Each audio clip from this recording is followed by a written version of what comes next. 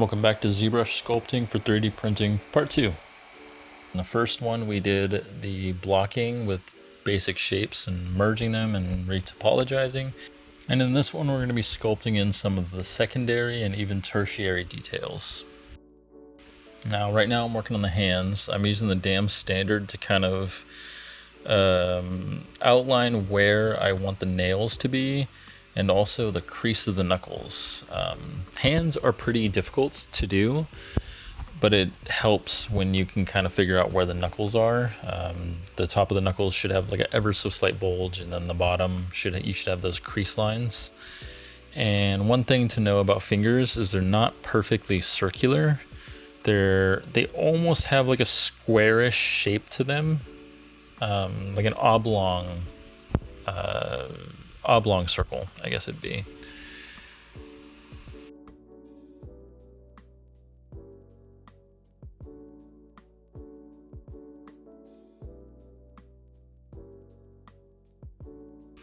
Moving over to the rib cage, I'm going to pull the edge of the bottom ribs down, and they should round up and around your waist and pinch up into your sternum.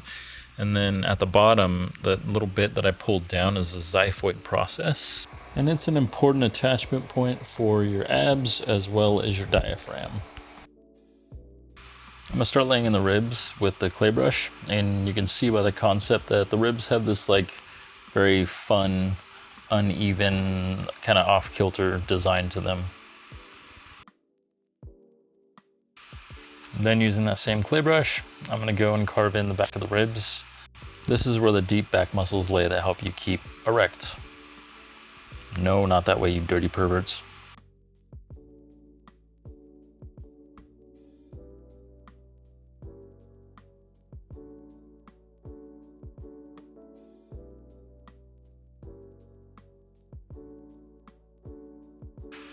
I'm gonna use the damn standard here to kind of knock in the sternum really quickly.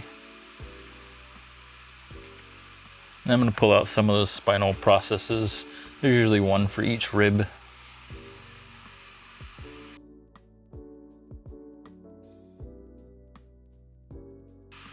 And he's looking a little thick in the wagon department, so I'm gonna narrow those hips and pull the legs in.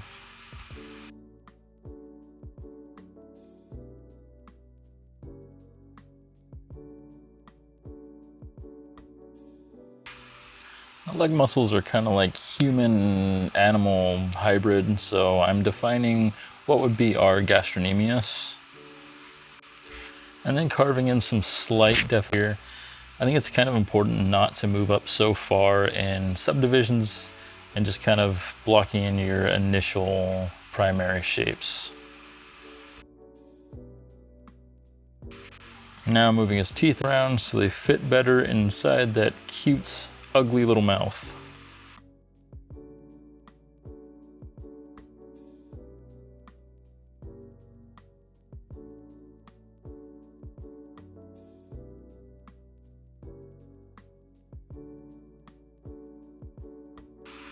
I've upped the subdivision levels, and now I'm going to start using my two favorite brushes, my damn standard and move brush, and I'm going to start carving in definition around the gum lines, following this concept art. And I think it's kind of important when you start carving in detail just to be loose and kind of have fun with it.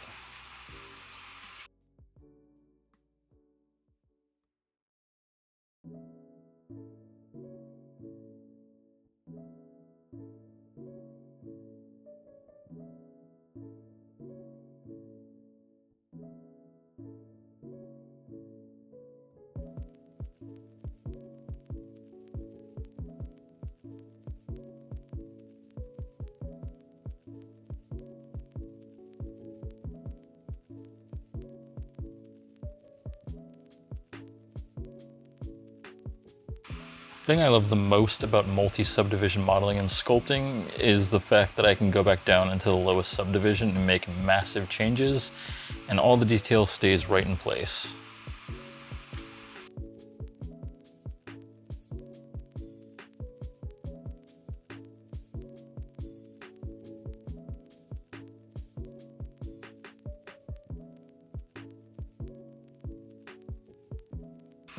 gonna start blocking in the ankles here. And my crochet teacher in college actually taught me a really fun mnemonic device, and that's high and low. So high and inside, low and outside. If you need to remember which one is top and bottom, they should never be perfectly parallel.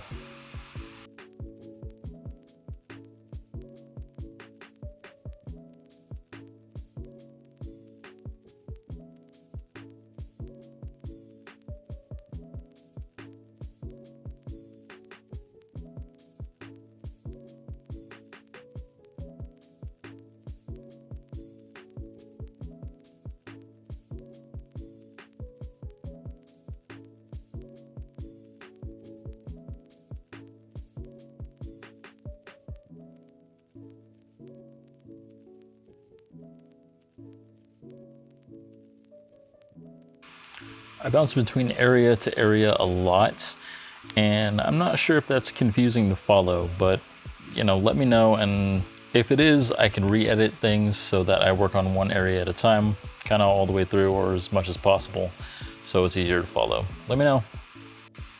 Now, this guy needs some hair, so I'm gonna start by masking the scalp. Then below the subtools, there's a little drop down for extract, and you can kind of tweak your settings to see how far out it goes before you actually accept it. And it will give you some poly groups, so that way if you don't want inner geometry, you can just remove the poly group and then dynamesh it, and that way it kind of flattens everything out. I do it this way because I don't want to worry about inner geometry while I'm worrying about 3D printing. I don't want any sort of overlaps, anything like that that's going to be an issue during print. I'm using the move brush to kind of pull out some tufts of hair, and then the damn standard again to lay out where the hairline roughly is. I don't really have a strong idea of how I want to go about blocking in hair. I don't have much experience sculpting fur, so all this was kind of new, but I did kind of come into a groove and a look that I liked. For now, I'm just starting to pull out the little tufts of hair that frame his face.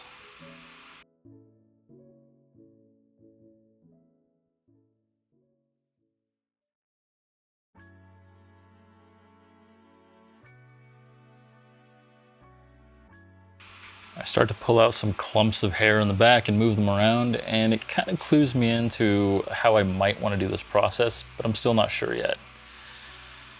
I start carving in with a clay brush, and I don't know, I'm not feeling it at this point.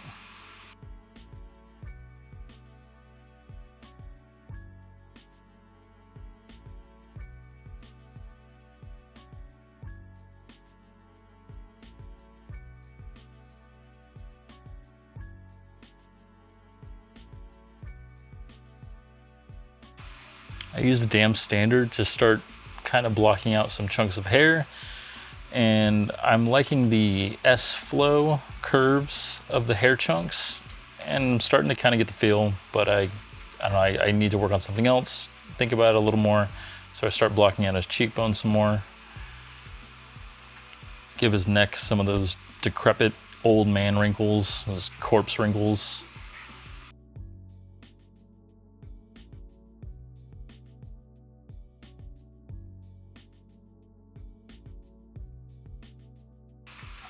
Then I pull up some reference, and I want to take a look at the flow, the wrinkles, and the proportions of the different segments of the body to get a better feel of the character before I start in again.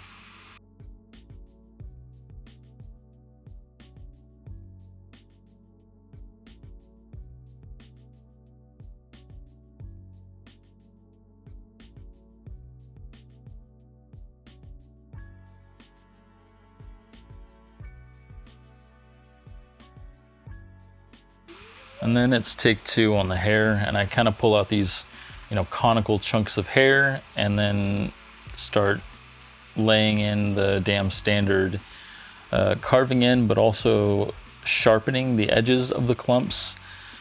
And that is kind of helping push me along. It's starting to look a little better. As long as I remember to keep those nice S curves in the hair to make it feel a little more dynamic, it looks a lot better.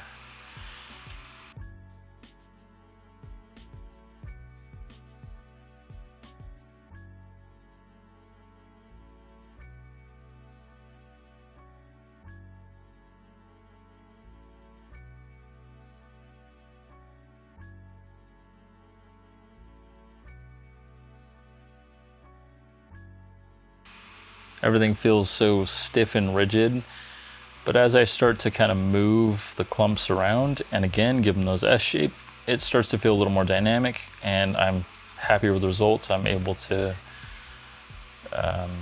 enjoy the process a little more.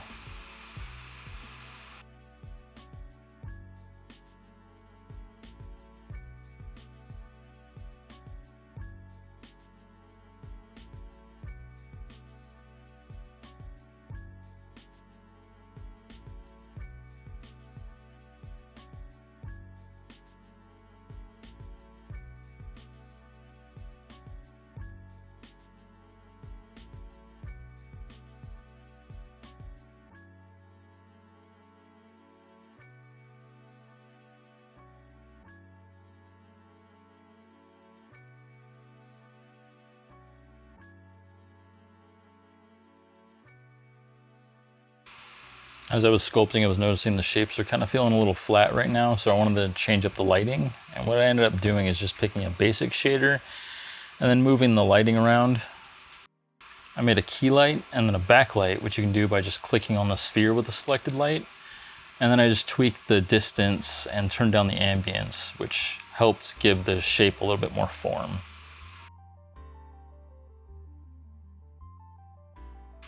My forms are a little blobby, so I wanted to smooth them in a way that wouldn't damage the clump next to it.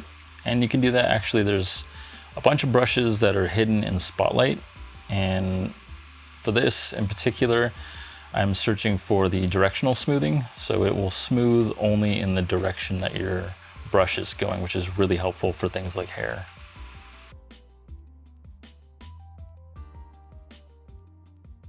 I also made sure the hair clumps kind of covered the ear. I didn't want a straight segmented line between the head and the ear, as I just didn't feel that that was very interesting.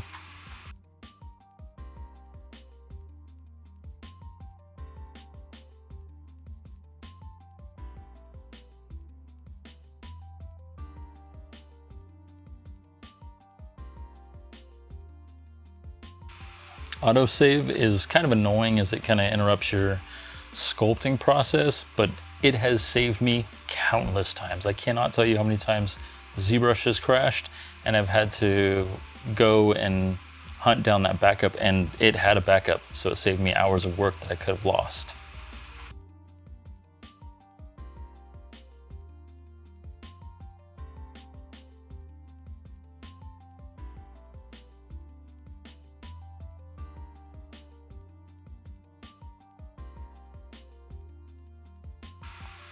Now sculpting in some of those deep back muscles on the bottom of the rib cage.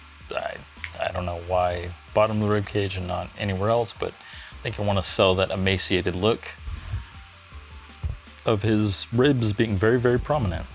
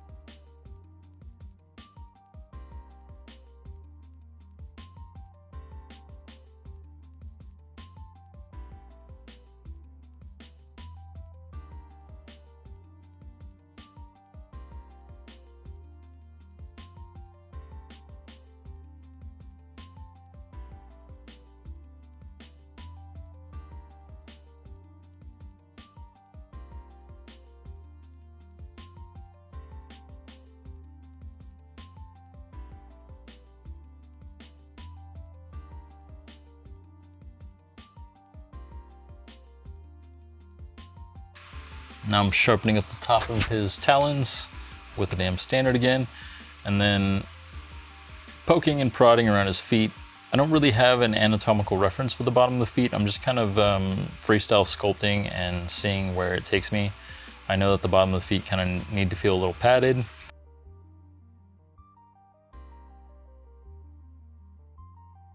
The antlers looking a little too parallel and boring, so I decided to move them around. And then I wanted to switch up the mat cap again, just so I can get a better look at the details.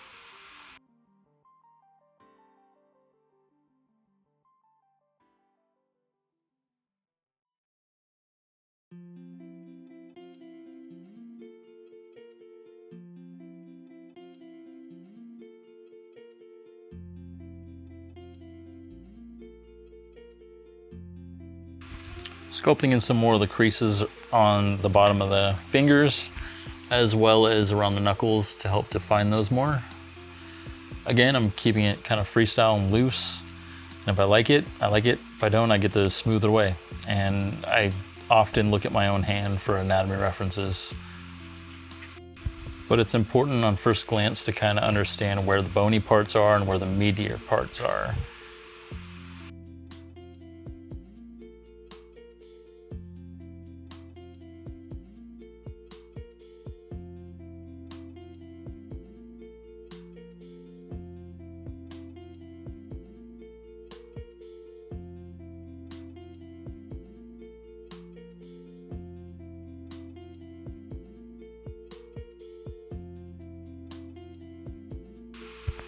Coming back into the head area to kind of sculpt in some of those hair tufts, I have to take frequent breaks because his head makes up probably about 40% of the model. And it's important, but it's so tedious that I have to take constant breaks.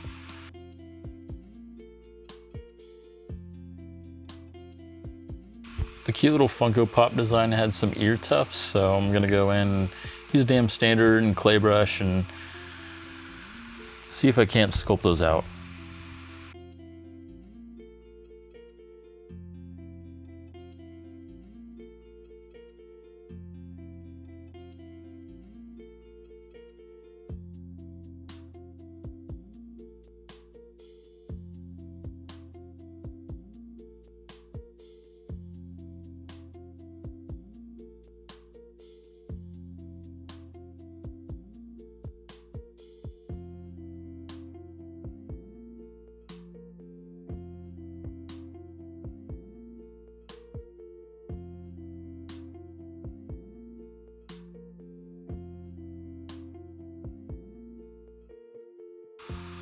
And I'm pushing the teeth back into the mouth again because I don't want any gaps for 3D prints. It increases your rigidity, which is great. And also you have fewer overhangs. I'm using the insert curve multi-tube to kind of give the arm a radius, smoothing it out, flattening some of the forms so it looks more bony.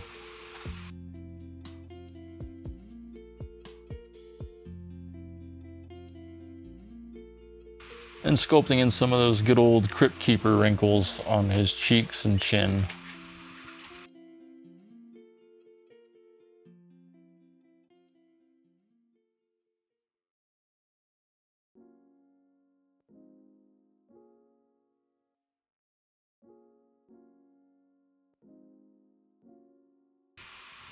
Carving in some of those cartoony bat wrinkles on the ears.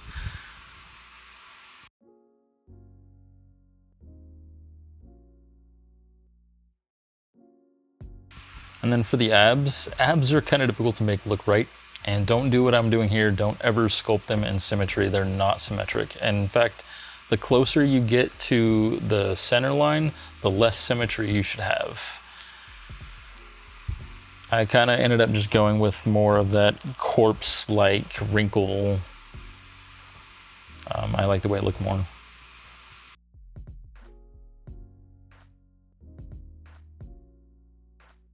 And the same process I used on the head, I'm going to use on his little waist area. I'm going to use the move brush to kind of pull out some conical shapes and then give those some S-curves, sculpt in some detail with the damn standard.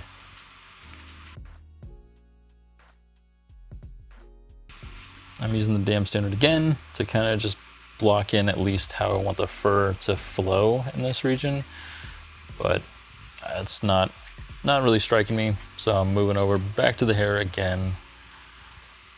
So much hair to do.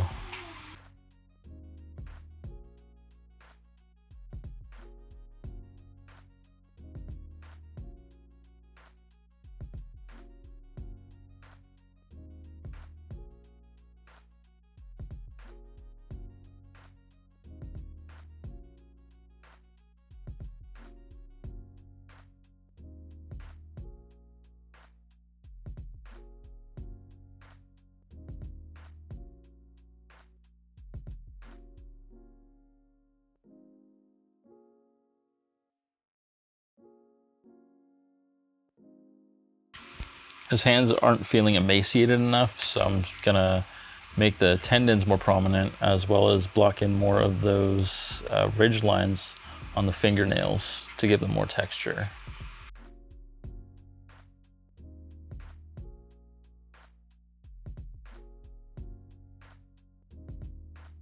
Then I'm gonna move over to the toenails, and I'm gonna give them a little bit more texture also.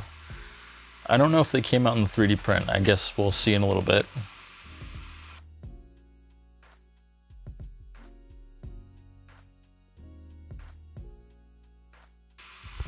Make the tendons on the legs a little more prominent.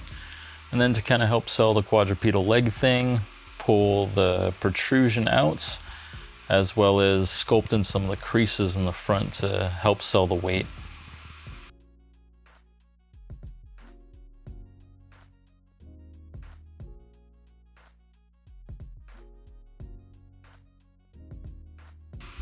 I'm carving in lines around the bicep and tricep.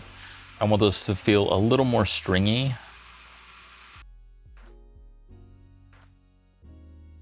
And the humerus itself and the concept almost just felt like a giant bone.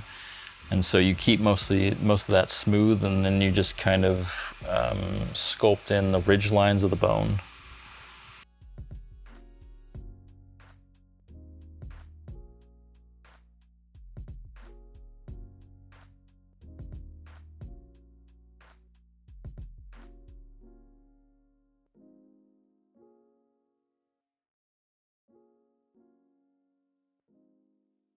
I'm moving back over to the wrinkles. That's kind of what's keeping me afloat and keeping me trusting the process, because right now the face is starting to take shape. And what I'll do is I'll alternate between dam standard and then inflate those wrinkle areas, and it helps it sell a little more of a fleshy appearance.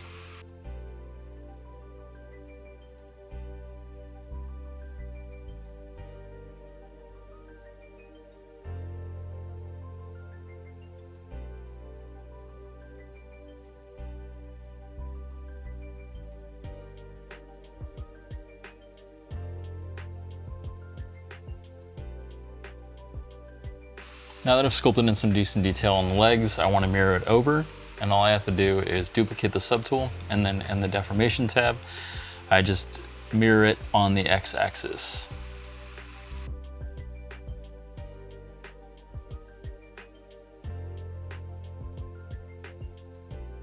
And then I'll start pulling out some of those fur tufts on the knee, and you'll notice that this is not done in symmetry. I wanted to try to break symmetry as much as possible.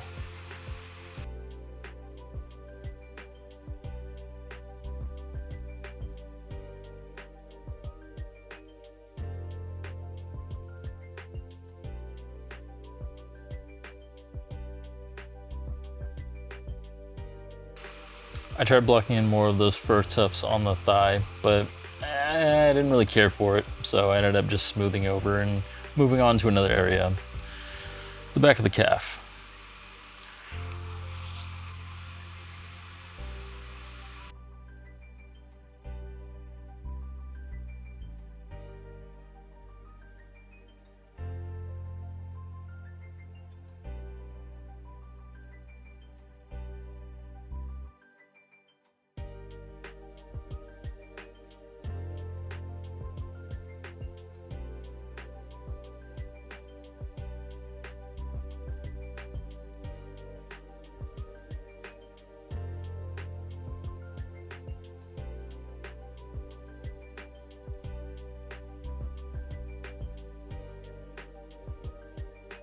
Tried to sculpt in some little tiny hair clumps around the edges just to blend the hair into the more balder areas, I guess.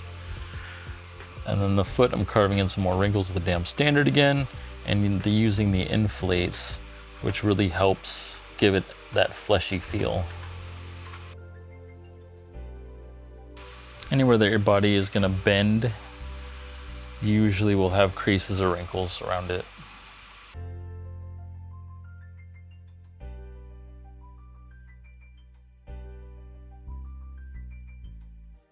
When I start to feel restless from working on an area too long, I'll usually zoom the model out and then see what catches my eye and then move on to that area next.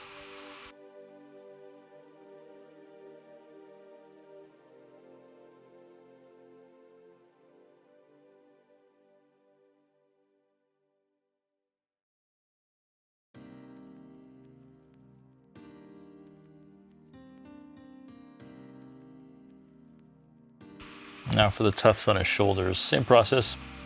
Use a move brush and then sculpt in and pull out with the damn standard.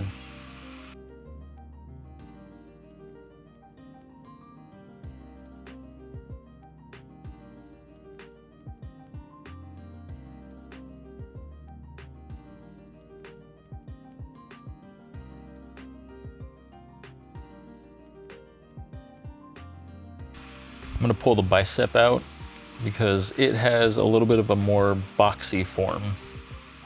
And then carving in some more of those sinewy muscle fibers you'd see on emaciated or even like lean body types. And then I'm gonna start mirroring everything over so we have a full complete body, and that'll be a wrap for this part. On the next part, we're gonna be doing more tertiary details as well as a noisemaker for the antlers and also some alpha work. Stay tuned.